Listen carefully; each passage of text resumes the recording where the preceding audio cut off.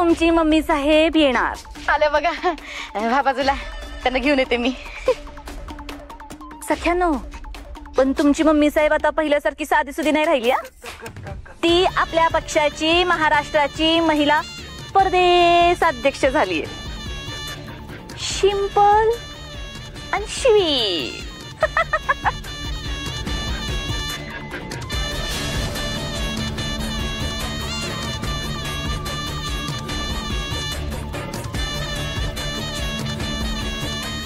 कळलं कळलं. लई स्टाईल नग मारूस. कळते की केस कापल्यात, शिवलेस घातलंय. मी तर म्हणत होते तुम्हाला, चला तुम्ही बी तुमचे बी केस कापले असते, मस्त शॉर्ट ब्लँकेट केला असता. शॉर्ट ब्लँकेट भारी दिसलं असतं. म्हणतात ना का शेंडा बघत नाही का टीव्हीत, कशा मोठ्या मोठ्या पॉलिटिशियनवाल्या बाया अशा सिंपल राहत्यात, तशीच मी पण सिंपल आणि शिवी. हा बरोबर आहे बरोबर आहे. म्हणजे माझ्यासारखं कंदी पेड्यासारखं सिंपल स्वीट. मीच कंदी पेड्यासारखं. मम्मी काय बोलतो त्या? हा मी केस कापले तर सिंपल अँड स्वीट. कसं आहे आता, जर मी सिंपल असली की नाही तरी कामाचा लई पुट्टा भार आहे माझ्याकडं. बसा बसा, तुमचं माया पॅलेस मध्ये स्वागत आहे. बघा शे शे बसा.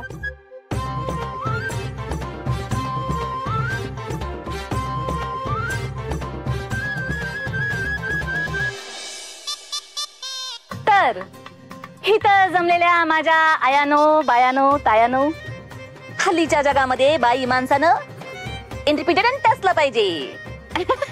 इंडिपेंडंट, स्वतंत्र स्वतंत्र म्हणायचंय त्यांना. बरोबर आहे, तेच तेच ते असणं गरजेचं आहे. असं म्हणतात का एका यशस्वी पुरुषाच्या माग बाई असते. मग मला सांगा, बाईच्या माग कोण असते? Tell tell. आपण एकाच टायमेला आई, मुलगी, भन, बायको असे समजे कार्यक्रम पार पडत असतो. भूमिका म्हणायचंय त्यांना. हा तेच तेच. तुम्ही जर समाजात बाहेर डोकावून बघितलं तर तुम्हाला दिसल का सून सासूचा जाच सहन करते, पण तिच्या विरोधात आवाज उठवत नाही. तुमच्या आजूबाजूला जर अशी कुठली सासू दिसली सुनला छळणारी, तुमची सासू तुम्हाला छळत असली, तर तुम्ही बिनधास्त माझ्याकडे तक्रार करा. ह्या महिला प्रदेश अध्यक्षाकडे तक्रार करा. मी मम्मी साहेब तुम्हाला 201% गॅरंटी देऊन सांगते का मी तिला न्याय मिळवून देणार. कारण सून ही घरची लक्ष्मी असते, आणि जर तिच्यावर अन्याय होत असेल तर अशा सासूला मी सासूरवास भोगाला लावल्याशिवाय गप बसणार नाही. कारण मी जी बोलते ते मी करते, आणि जे मी करते ते मम्मी म्हणतात मला. सिंपल आणि स्वीट.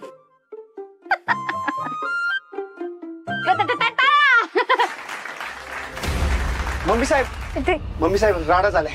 ए दिन्या, डोळं फुटलं काय तुझं? दिसत नाही तुला इथं महिला प्रदेश अध्यक्षाची मीटिंग चालू आहे ती? हा कशा डिस्टर्ब करायला आलायस? अहो मम्मी, लय मोठा राडा झालाय. अरे काय झालं सांग. सत्यदादाला पोलिसांनी अटक केली.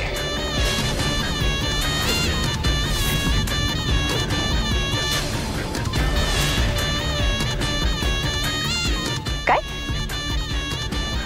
कोण आहे तो?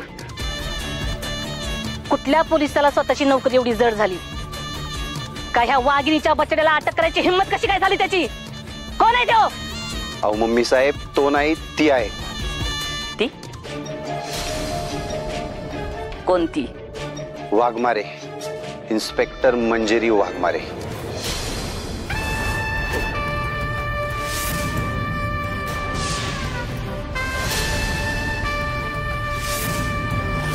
आजवर जेवढा त्रास दिला तो सगळा सहन केला. मी माझ्या नवऱ्याला तुमच्यासारख्या कारस्थानी बाईसमोर झुकू देणार नाही.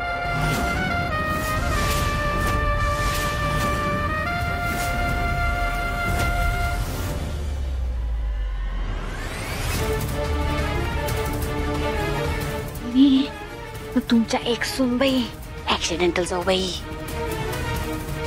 ती नेबट, ती कशी कळली परत साताऱ्यात? ती कशी कळली इकडं?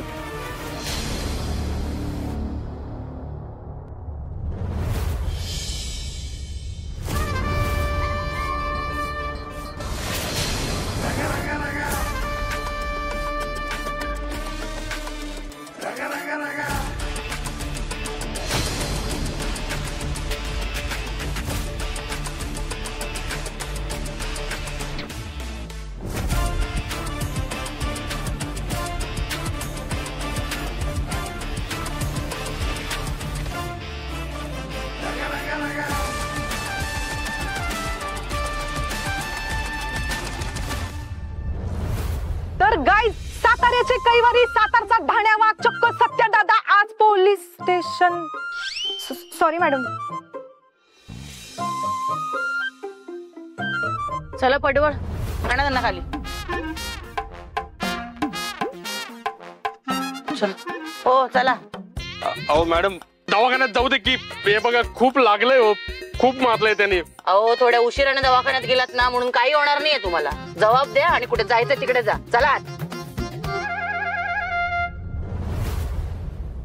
बापरे, साताऱ्याचा ढाण्या वाघ, ते बी पोलिसांच्या नोटीस बोर्डवर.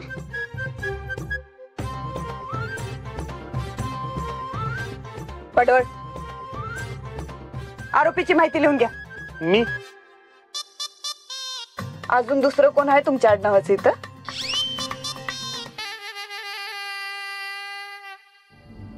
भंडारे, तुम्ही माहिती लिहून घ्या आरोपीची. ह्या गुंडाला घाबरून तुम्ही स्वतःची ड्युटी करायला घाबरत असाल, पण मी नाही, मीच घेते लिहून. तुमच्या या भित्रेपणामुळे अशा गावगुंडांची हिंमत अजून वाढते आणि मग जनतेला छळ सुटतात.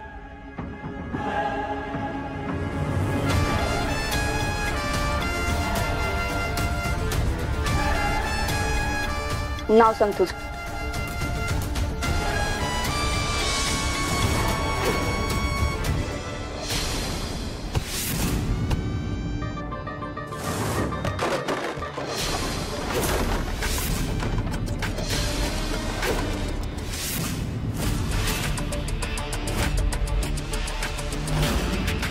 ही जागा सामान्य माणसांसाठी,